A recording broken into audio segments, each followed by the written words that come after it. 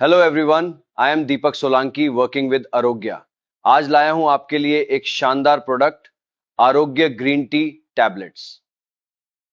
आज ही स्वास्थ्य लाभ उठाएं आरोग्य ग्रीन टी टैबलेट के साथ और अपनी इम्यूनिटी को बूस्ट करें,